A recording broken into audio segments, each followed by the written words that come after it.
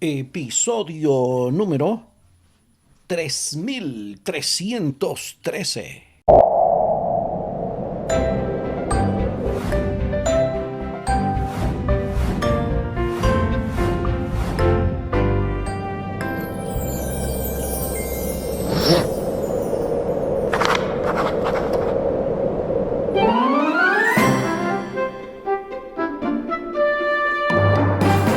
Amados hermanos, amadas hermanas, ¿qué tal? Bienvenidos, bienvenidas. Esto es Estudio Sistemático de la Biblia.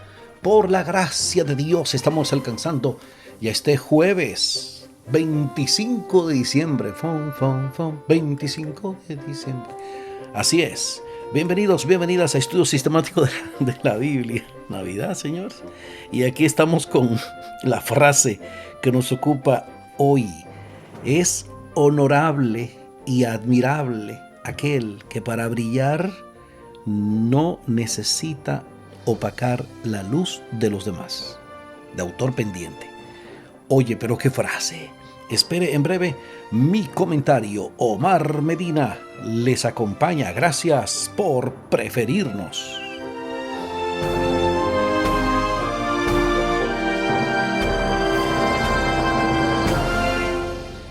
Así es, mi gente. Estamos en esta fecha muy importante.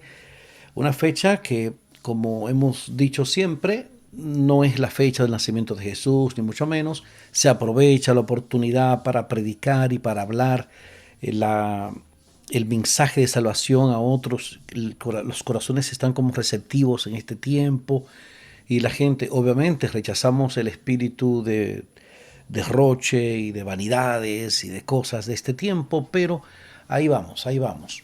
La gente, el origen de esto, que si el origen es pagano, si no es pagano, mire, el origen pagano tiene muchas cosas. Entre ellas, darse la mano. Ese saludo de mano así, eso tiene un origen pagano. El hecho del ayuno, el ayuno no lo inventó un diácono de la iglesia, ni es de tradición judeocristiana en su origen. El ayuno ya lo practicaban religiones paganas mucho antes de la época judía. O sea, el ayuno, el bautismo, esto de inmersión en el agua, todavía lo hacen religiones hindúes milenarias, muchísimo más antiguas, antiquísimas, que mucho más antiguas que el cristianismo en sí o que las tradiciones judías. O sea, en fin, mi gente, ¿qué le vamos a hacer? Todo es el motivo con el que las cosas se hagan, de verdad, ¿te entiendes? Así que como no somos del Grinch, ni hijos del Grinch, ni vecinos del Grinch, nosotros pues nos unimos a este regocijo que se siente en la brisa de este tiempo. Muy bien, ahí está la frase que nos ocupa hoy es honorable y admirable aquel que para brillar no necesita opacar la luz de los demás. Ojalá que esto sea un lema de vida. De hecho, póngalo como una proposición de año nuevo, una propuesta de año nuevo. De estas cosas, una lista que uno hace como de proposiciones de año nuevo. Me decido, con la ayuda de Dios, crecer, desarrollar, progresar, whatever, lo que sea. Pero nunca procurando opacar la luz de los demás, ¿ok? Porque es honorable, eso es honorable, admirable aquel o aquella que para brillar no necesita opacar la luz de los demás. De verdad. Eso es elemental de llevarse con la gente, de estar bien con la gente, mi hermano. Crezca, produzca, prospere, lo que usted quiera, pero no a costa de opacar la luz de otros, porque eso no es honorable, eso no es admirable. Es admirable y honorable cuando tú puedes brillar, excelente, bonito, pero para hacerlo no necesitas opacar la luz de otros. Porque es muy común eso en política, en el deporte, en las iglesias, en muchísimos sitios, que la gente quiere brillar, pero entonces o brillando es opacando al otro, hablando mal del otro, ese tipo de cosas, y no. Hay que bajarle algo a eso, hay que bajarle algo a eso. Bien, vamos a orar antes de entrar en materia en cuanto a la porción para hoy. Un buen final, refiriéndose ahí al final del libro de Josué. Muy interesante. Este trimestre ha sido, mira, Un éxito total. Les invito para que hablemos con nuestro Dios en oración. Nuestro Dios, nuestro Padre, Señor, adoramos, glorificamos tu nombre. Toda la honra, toda la gloria sean dadas a ti por siempre, Señor. Estamos muy agradecidos a ti por esta oportunidad que nos concedes de ir cerrando hoy y mañana estos comentarios del libro de Josué. Gracias, Señor, por estas lecciones tan prácticas que podemos aplicar en nuestra cotidianidad cristiana. Danos esa bendición, Señor, de que podamos de una vez por todas ser aquellos que sean apegados a lo que tú dices, siguiendo tus enseñanzas en las Escrituras, y que ayudemos también a que otros puedan hacerlo. Lo suplicamos en el nombre glorioso de nuestro Señor Jesucristo. Amén. Amén, Señor.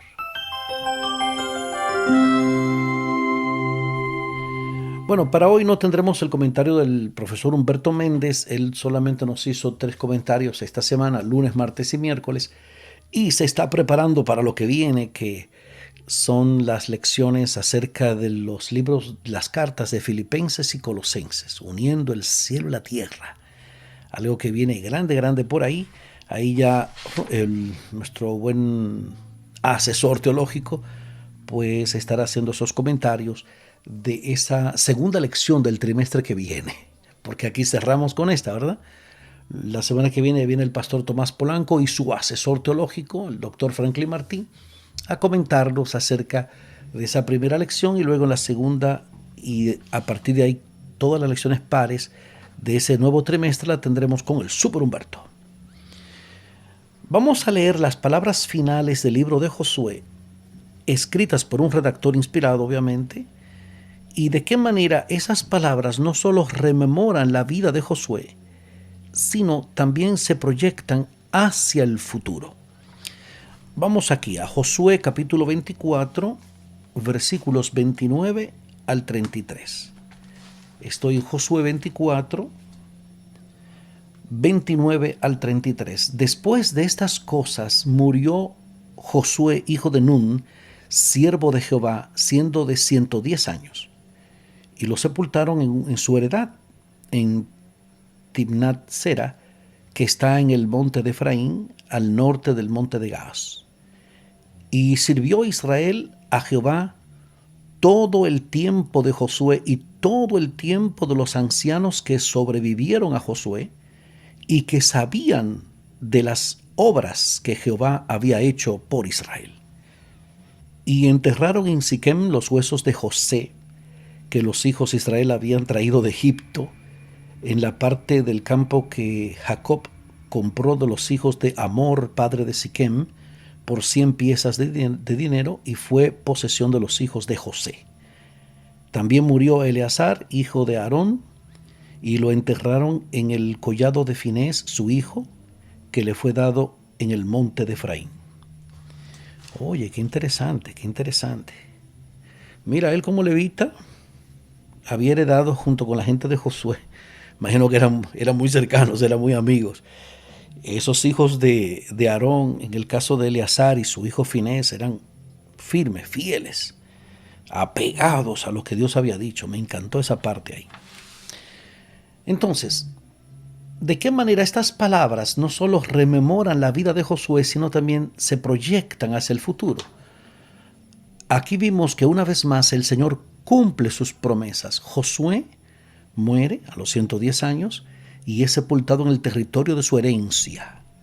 La fidelidad de Dios es el hilo que une la historia pasada, presente, y abre el camino hacia el futuro. ¿Qué es ese hilo que une la historia pasada, presente y abre el camino hacia el futuro? La fidelidad de Dios. La fidelidad de Dios, o sea, Dios es fiel, y la lealtad de los hijos de Dios, que tanto siguen al Señor, que tanto obedecen al Señor, que tanto viven para el Señor. El epílogo del libro, la última parte del libro, acerca de la muerte de Josué y del sumo sacerdote Eleazar, concluye con un final aleccionador. Al relatar el entierro de Josué, el de Eleazar y el de los huesos de José, recuerdan porque José, ese otro grande, cuando murió en Egipto, a él mínimo le tocaba una pirámide y ponerle un sarcófago ahí, qué sé yo. Pero José no, José, de hecho dice en la carta a los hebreos que eso fue un acto de fe de José. Por la fe, José dio orden acerca de sus huesos, de que no fueran dejados en Egipto, sino que los hijos de Israel se lo llevaron. Así se lo llevaron, ellos andaban con esos huesos para arriba y para abajo, hasta que fueron sepultados en Siquem, ya al establecerse en la tierra y todo ahí. ¿Verdad? ¿Fue en Siquem? Sí. Enterraron en Siquem los huesos de José. Entonces, al suceder esto, el entierro de Josué, el de Eleazar y el de los huesos de José, el escritor crea un contraste entre la vida fuera de la tierra concedida a Israel y el comienzo de la vida en ella. Ya no había necesidad de vagar. Los restos terrenales de los líderes ya no necesitaban ser cambiados de lugar. Antiguamente los patriarcas enterraban a sus familiares en una cueva, en una parcela comprada en Siquem, por ejemplo. Ahora la nación enterraba a sus líderes en el territorio de su propia herencia, lo cual implicaba un sentido de permanencia. Me encantó eso ahí. O sea, las promesas hechas a los patriarcas se habían cumplido, ciertamente. La fidelidad de Dios constituía ese hilo histórico, el hilo que les hablé, ¿verdad?, que unía la posteridad de Israel con su presente y su futuro. Entonces, puesto que los párrafos finales del libro enlazan toda la narración con una historia más amplia acerca del pasado, también abren el camino hacia el futuro. En un discurso pronunciado en la iglesia de la Santísima Trinidad de Shrewsbury, Inglaterra, Lord George Carey, ex arzobispo de Canterbury, declaró que la iglesia anglicana estaba a una generación de la extinción. De hecho, la iglesia está siempre a una generación de la extinción. Y así fue también con el pueblo de Dios en el Antiguo Testamento. Un gran capítulo de la historia de Israel llegaba a su fin.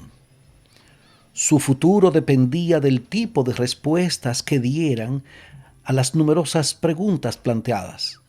¿Sería Israel fiel al Señor? ¿Sería capaz de continuar la tarea inacabada de poseer toda la tierra? ¿Se aferraría a Dios y no caería en la idolatría? Una generación había sido fiel al Señor bajo el liderazgo de Josué. ¿Mantendría la siguiente generación la misma dirección espiritual trazada por su gran líder? Al leer el libro de Josué, cada generación sucesiva del pueblo de Dios debía hacer frente a estas mismas preguntas. Su éxito dependía de las respuestas que dieran a ellas en su vida cotidiana y de cómo se relacionaran con las verdades que habían heredado. Me encantó. Qué análisis tan poderoso. Porque te voy a decir algo, mi hermano. Yo siempre he sido de la idea de que esto está en los hombros de cada uno, el vivir de acuerdo a su fe. ¿Tú entiendes? Ya para mi época de adolescente, y cuando yo comencé a tomar uso de razón, ya dentro de mi iglesia adventista, yo siempre escuchaba lo mismo. O sea, no es como antes, esto ha cambiado. Y si eso fue en aquella época, de principios de los 80, imagínate ahora. Claro que se ha cambiado. Pero ¿has cambiado tú tu fidelidad al Señor? ¿Has bajado tú las normas de la vida cristiana? Entonces, porque esto nunca ha dependido de qué hagan los demás, que haga el pastor, el hermano, la asociación. Esto ha dependido de lo que haces tú, príncipe. O tú vas a seguir la corriente de los demás. No. Entonces es enfocados en la misión, hermano, en el propósito al cual fuimos llamados, mi hermano. Dios es el mismo ayer, hoy, por los siglos. O sea, la palabra es la misma siempre. Los que van cambiando son los seres humanos y la forma en que tratan de vivir esto. Que esto llegue a ti. Entonces, cada cual debe como analizarse, preguntarse, ¿verdad? ¿Yo en qué estoy? ¿Yo estoy en esto? ¿No estoy en esto? ¿Por dónde es que me voy a enfocar? Tú ves, mi hermano. Entonces, Josué, como Pablo, peleó la buena batalla. Eso es lo que dice ahí el super Pablo en 2 de Timoteo 4:7. He peleado la buena batalla, he acabado la carrera, he guardado la fe. Dice ahí 2 de Timoteo 4:7. ¿Cuál fue la clave de su éxito? ¿Qué decisiones necesitas tomar hoy para experimentar esa misma seguridad acerca de tu salvación? Se refiere a Pablo. Como Pablo, Josué como Pablo peleó la buena batalla, ¿verdad? Ahora, uno se pregunta, ¿cuál fue la clave de su éxito? ¿Qué decisiones necesitas tomar hoy para experimentar esa misma seguridad acerca de tu salvación? Número uno, encontrarte con Dios. O que Dios te encuentre. O sea, tener como ese impacto, esa intervención de Dios en tu vida, definitivamente. Luego de ahí, dar ese testimonio de conversión. O sea, tú no eres el mismo de antes, príncipe. Ahora aprovecha este asunto el año nuevo y propóntelo en el nombre del Señor. O sea, porque es que si tú quieres cosas diferentes en tu vida, tú tienes que hacer cosas diferentes en tu vida. Tú no puedes pretender tener un cambio a futuro en tu vida si tú no cambias tus hábitos y tu enfoque de disciplina y motivación. Que por cierto, siempre se creyó que la motivación era lo importante, la disciplina es lo importante. Porque la motivación se agarra en un momento, güey, vamos, hey, estamos motivados, vamos a esto. Y luego tú ves que se quedan en el camino. Con la disciplina no pasa eso. La disciplina es ahí constante. La disciplina tiene que ver con hábitos. ¿Cuáles son tus hábitos? Chequéate eso en tu vida. No, Omar, yo realmente me dedico a esto, a aquello. Muy bien. A eso que tú te dedicas. Una pregunta sin ánimo de juzgarte, ni mucho menos. ¿Te edifica en algo? No. Entonces tú te preguntas, o sea, ¿en qué me está beneficiando espiritualmente hacer esto? ¿Qué grado de beneficio mental, espiritual, físico, social yo puedo sacar de algo? Es una buena clave. Tú sabes, el super Pablo murió a su yo, ¿tú entiendes? Y se dispuso con disciplina a atender el llamado el cual le fue hecho. O sea, su trabajo en favor de los gentiles, de los extranjeros, de los no judíos. Aquí yo había escrito, por cierto, una respuesta, yo siempre pongo aquí unos apuntes, haciendo de nuestra esperanza una experiencia. ¿Ok? Vestirnos de toda la armadura de Dios, enfocarnos en la oración, el estudio de la Biblia, la predicación de la palabra, mantener mi vida en Jesús sin dejarme distraer por más nada. Si te ayuda esto que te voy a decir, ha sido una de mis claves en mi vida cristiana. No soy perfecto, estoy lejos de ser perfecto, pero a mí me ha ayudado mucho. Yo pienso diario en la venida de Cristo. O sea, siguiendo ahí lo que dice la segunda carta de Pedro, capítulo 3, se las recomiendo. Hermano, conociendo que todas estas cosas van a ser desechas, ¿cómo no deben ustedes andar en santa y piadosa manera de vivir? O sea, es pensar que Cristo puede venir en cualquier momento. Segunda de Pedro, capítulo 3. Procurando que el Señor produzca en mí, que el Espíritu Santo, como dice Gálatas, capítulo 5, o sea, más el fruto del Espíritu, como les dije en esos días, lo que el Espíritu Santo produce, yo procuro eso que se produzca en mi vida diariamente. Amor, gozo, paz, paciencia, benignidad, bondad, fe, mansedumbre y templanza, que es temperancia, dominio propio. De verdad, mi hermano, de verdad. Porque es que el mundo anda muy aprisa.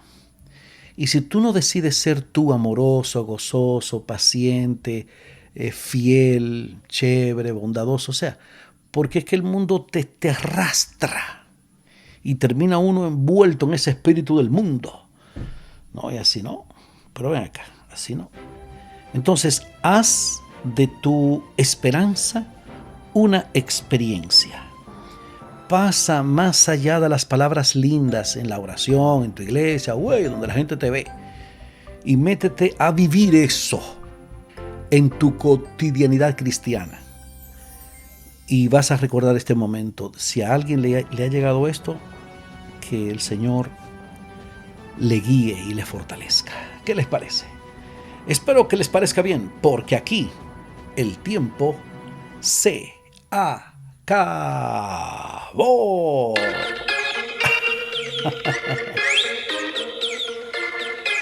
Opa.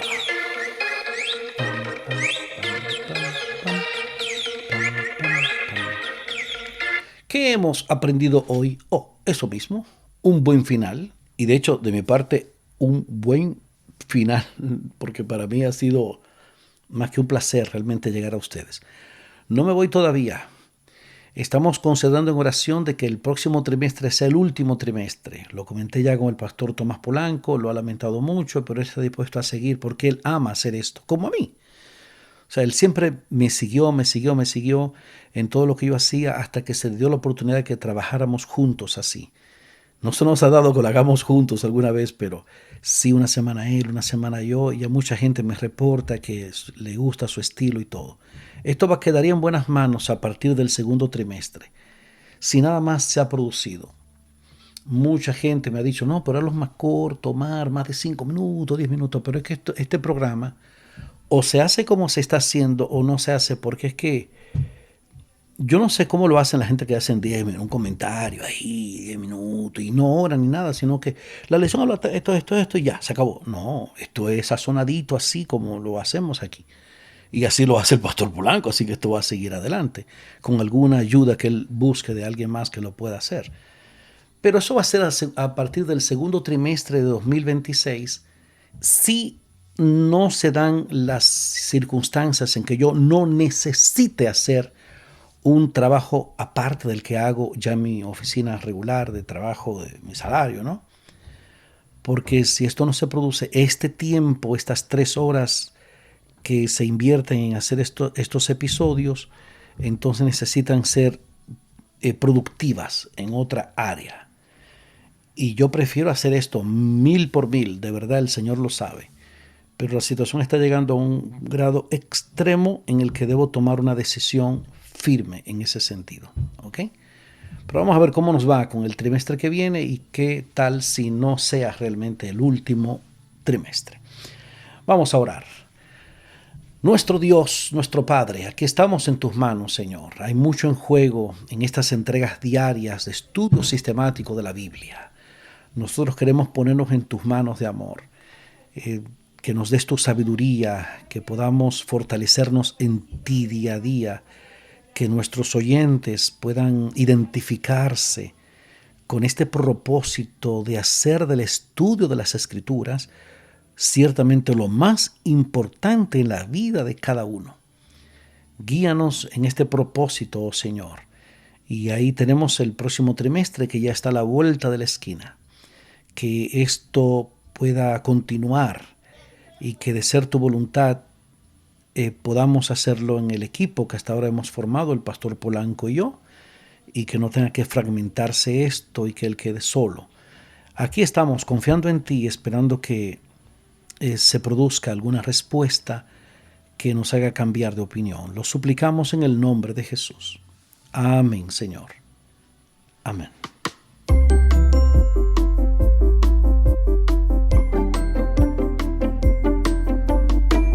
No se pierda para mañana viernes, Dios mediante, el cierre con broche de oro de esta impactante elección 13. Elijan hoy. Omar Medina les agradece la fina gentileza de la atención dispensada. Ahí está el contacto vía WhatsApp con este servidor. Algún comentario, alguna idea, alguna nueva información que necesiten de lo que hemos hablado. Ahí estoy siempre disponible en el +1 484 838 8989. +1 484 838 8989. Nada me ha de faltar, Dios es mi guía. No sé nada de mi destino, pero ¿qué ha de temer en su camino aquel que en Dios confía? Hay paz.